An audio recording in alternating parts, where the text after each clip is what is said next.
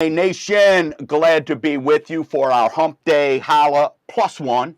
We know it's Thursday. Believe me, Andrew and I know it's not Hump Day per se, but we're here to bring you another episode of Mortgage DNA. We chose to be with you today just so we could give a little bit of insight. Not that we have any control over it, Andrew, with the Fed speaking, but then to kind of piggyback off of, we're doing a series right now of how to make an offer. Now you're under contract. Next week, we're going to take you through. Now you're clear to close. What happens next? So we really want you to be able to go find these videos and understand the process, right? We talk about the challenges of purchasing a home, but the process doesn't have to be a challenge if you're working with the right folks, right, Andrew? That's the key. So, what did you pick up on, if anything, anything from your end that you saw with the Fed speaking yesterday? Um, anything that caught you by surprise, so to speak? No, nothing caught me by surprise, but nothing will. I mean, it's the world's going to keep turning, right? Yeah, I mean, the sun will come up, the doors, the doors Right. open to the office, and it's business as usual. And I think there's always a lot of hesitation, a lot of what's going to happen, and I guess the term dovish is what they were yesterday, kind of, not very like, hey, we're going to do this. Now all of a sudden they're backing off. They stuck to, a 3 rate cuts. Yeah. Right, by the end of the Right. year. So, but what I thought was kind of unique is talking about unemployment. They keep bringing unemployment. I know on my show, Mortgage Gumbo, we've talked about, to me, that's the canary in the coal mine, is unemployment, because at the end of the day, last thing they want on their hands is a bunch of unemployed people going to the ballot box, right? So, they kind of left it open with the unemployment. Well, if this gets a little too crazy, then maybe we'll lower some things and all that. But, who knows what to believe in this day and age, to be 100% honest with you. I think the We're at unemployment, their mercy. I think the unemployment stat equaling inflation happening or not happening, I think that's old rhetoric. Yeah. I think it needs to get thrown out because, we're proving that I don't care if the economy's strong, right? People are going to, we're just robust. I think this is a different time in the U.S. history, right? Yeah. In general. So I think you can't look at unemployment as a factor if we're winning the war on inflation. Just don't. I don't think it means anything It anymore. doesn't mean anything. And that is an excellent point. And it's kind of hard to say, well, let's look at unemployment when, guess what? They don't even count people after 4 weeks anyway. So so really, the measurables, I think, are just off, and it just really, to me, does not make a lot of sense on what this stuff is. And they come out and read out their robotic statements, then they take questions, and then you kind of see what the market does from there. And there was a little bit of a positive reaction yesterday after the fact. Yeah. So we'll see, and then all of a sudden it seems like then tomorrow. Now the next Fed meeting's not till May, so you're now going to have March and April's data before they have their May meeting. Right. So I think possibly, depending on how things go, they may be looking at something then sooner rather than later, but we shall see. So with that being said, that doesn't mean stick on a sideline, because the one thing you're not seeing is inventory and stuff like that go down by any so measure. Regardless of what the Fed say, home prices are going to still go up. Yeah. So it's better to get on that ride and start building your wealth. Get it? Yes. Start building your wealth, right, Andrew? Absolutely. That's what we talk about. So last week, we talked about how to make that offer, and we gave some tips on, what's some ways to win, escalation clauses, hey, paying that seller fee, all those kind of fun things that we rolled out last week. I think what we want to share with the audience this week is, all right, so now, great. You took our advice. You got that offer. Now you're under contract. Right. So now what? Now what? Expect, right? Right. So let's kind of run through, Andrew, on your end, like for our audience to sort of understand, all right, I got the purchase agreement. I won. Okay. I'm buying a house. now what do I do? Right. You know, as Right. that buyer's remorse Right. starts to kick in and you go, heck, I just spent 400 grand or I Right. committed to, 200 grand, heck, whatever the number is. So let's kind of go through what you've got and kind of rock and roll through what our listeners can expect once they're under contract, really how the process should go to make it seamless for them. Well, obviously, the first thing's an inspection. I mean, you could probably have one that could be a contingency that you don't have, but you're going to get one just for general knowledge. But, Yeah. The inspection happens first on that home, paying that home inspector to find the things that you can't see. Is this a money pit? Yeah. What else is going to go into it besides the down payment? How much more am I going to have to invest in this home now, immediately, or in 5 or 6 years? And then for y'all up in Ohio and in the markets that you're in, are y'all usually on the contract, like inspection to be done within 7-10 days, something like that? Is that pretty general on y'all end? It's probably, it's Yeah. within a few days, correct? Yeah.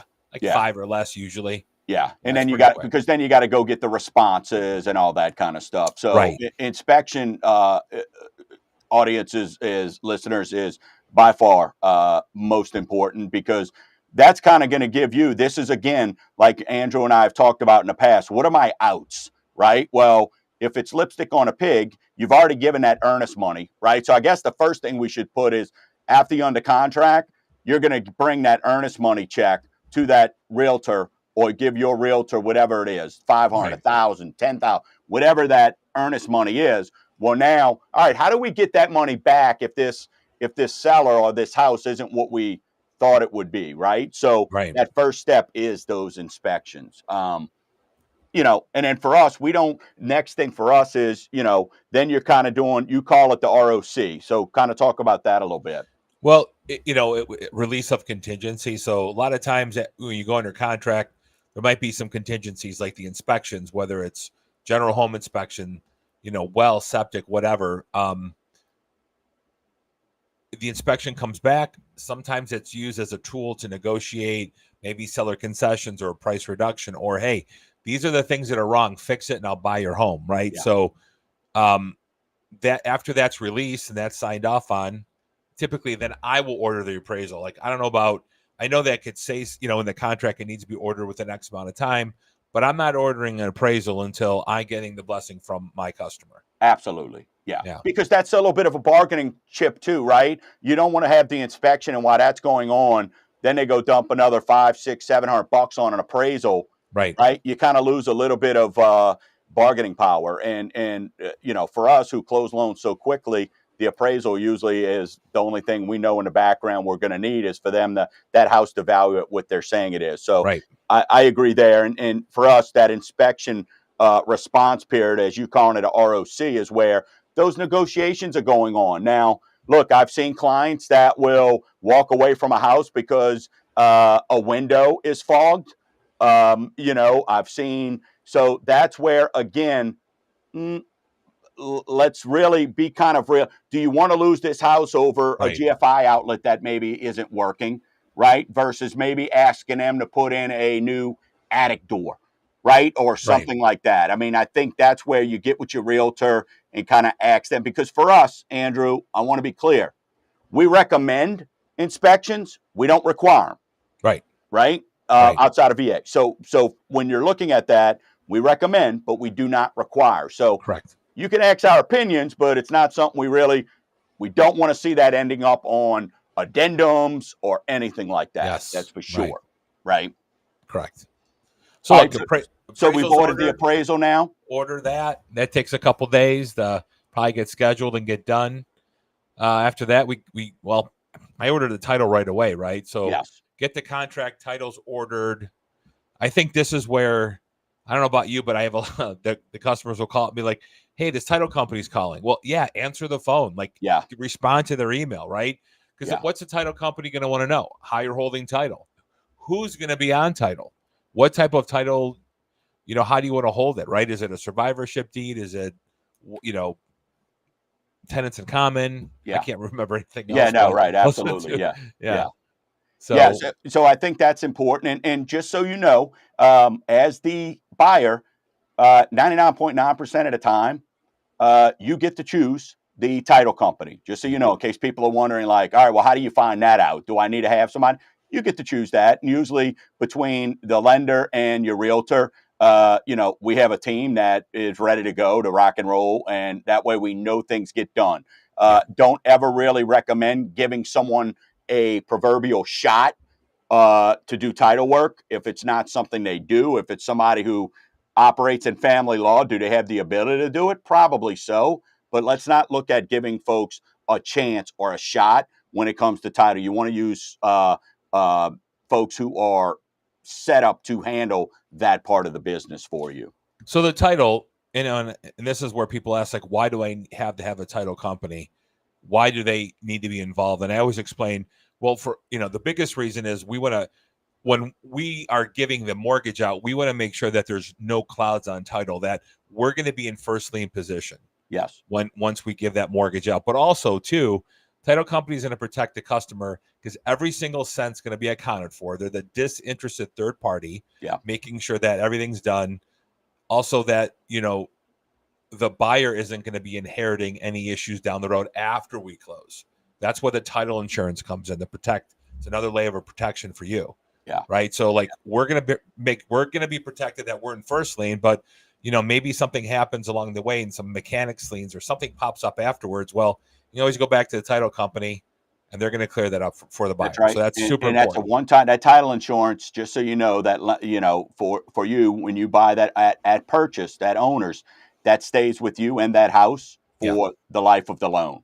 So if 10 years later something pops up, you find out the people sold to you had little Johnny was incarcerated, got out and said, hey, where's my percentage of the deal or whatever it is, the title insurance company is going to handle that for you at no cost to you. So is it for the loan or is it for as long as they haven't transferred the deed? Correct. That's what, right. I'm sorry. Yeah. Correct. On that house, as long as they are still the owners of that home. Right. Yes, correct. But if they would refinance or something, then they, sometimes people will buy a home, get the titles insurance, then be queued afterwards and put it into an LLC. Yes.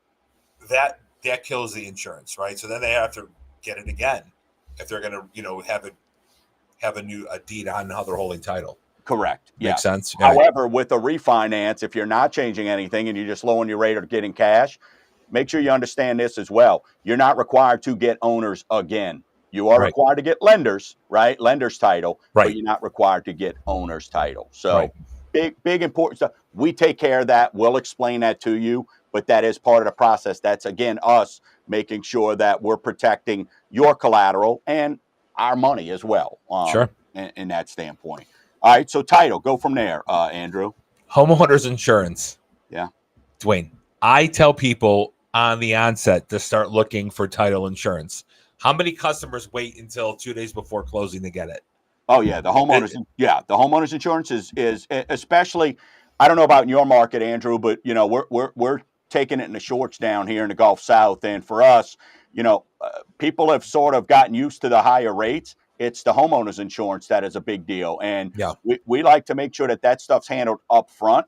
We don't have to bind it until we know we're getting it clear to close and getting close. But you got to have a general idea of what those costs are going to be, because it could affect your loan type, what loan program you're in, depending on what the cost is. If it brings your ratios to a certain point, flood insurance for us down here, are you assuming the flood so it's cheaper versus the new higher quote since that FEMA 0.2 kicked in a couple years ago? So homeowners and flood is something that we encourage you right away to. You don't have to make the decision on who you're going with, but you got to at least get some quotes.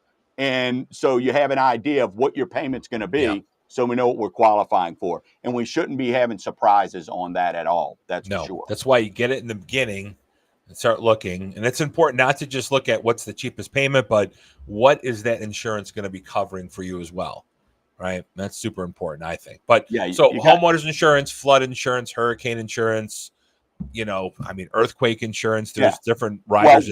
Wind and hail. Then within that homeowners insurance, you've got dwelling, you've got contents. What I would tell you there is be realistic. A lot of people think they own a lot more stuff than they really do.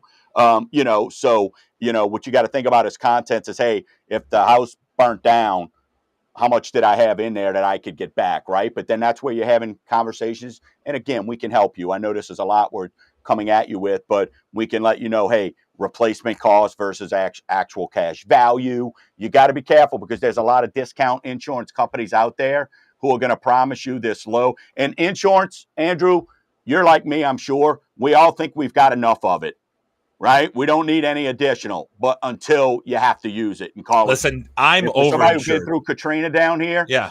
thank goodness the insurances that I had were correct and took the time, and my agent took the time to go through it with me because it changed our life and how things were being done and keeping us from really Right. going into the poor or broke house when you have a catastrophe. Well, being in Ohio, we don't really have as many issues as you do. But if something ever happens to my house, I'm going to build a Taj Mahal. It's Correct. overinsured, but Yeah. but I hope it doesn't. But yeah. Yep. All right. So now you've gone through inspections. Yep. You've settled on those. We've got it appraised. Appraisal came back great, maybe even a little bit more. So you feel good. You're walking in with some equity. We've got your title quotes, your homeowners. Now, we've sent you back into underwriting, right? Okay. So the file, now we've got all our stuff. We're sending you for the clear to close. And next week, we're going to talk about now you've gotten clear to close. So we're sending you up through underwriting for the clear to close, where maybe they'll ask for an addition. Hey, we need to see, an updated pay stub. Maybe you've been looking for a couple months since we had you pre-approved. Or most importantly, and this is my point, Andrew, the underwriters, hey, the funds to close. Right. Now the rubber meets the road, right? Now we've talked about all this money and we have everything. I want you to really let's dig into those funds to closing because I've seen it blow deals at the end, and there's certain things that you always need to be communicating with us during this process, right? Do not, if you're thinking about making purchases and stuff, please get with your loan officer doing that. So let's talk about that when we start talking about funds to close. Andrew, kind of take us through that a little bit. So the biggest deal killer is going to be if all of a sudden the money that you were going to get as maybe a gift comes in the form of unsourced cash. Large cash deposits, it's going to be a deal killer. We're going to have to show where it came from.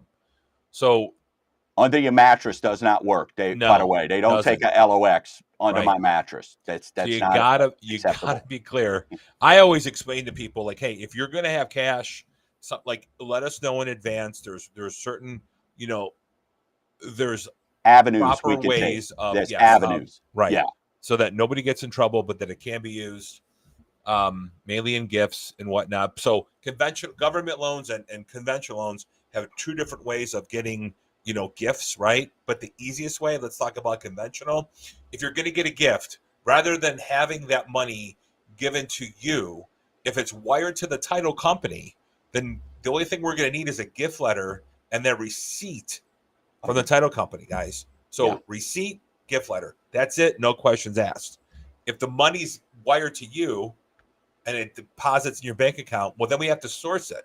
So then we're going to be asking for who did it come from? Give me that bank statement. We're going to start prying into somebody else's business that's got nothing to do with their mortgage other than giving you the gift money. And that's where family, can get a little goofy, right? It gets a little sticky, right? When all of a sudden you want to see grandpa or dad's bank account, right? So, get with us on that because if you do that and you transfer it directly to you, like Andrew's saying, we're going to need a proof of from, which means we got to see the assets, and then to or where did it go to, and then we've got to see it coming into your account, right? Whereas if we transfer it directly, hey, boom, here it is. Here it is, right? So, again, that's where your loan officer has to have an idea and able to guide you. And matter of fact, Andrew, I did that just yesterday, was getting some funds to let's just alleviate 3 or 4 steps and just have the money transfer. Here's the title company's number, call them, get the wiring instructions,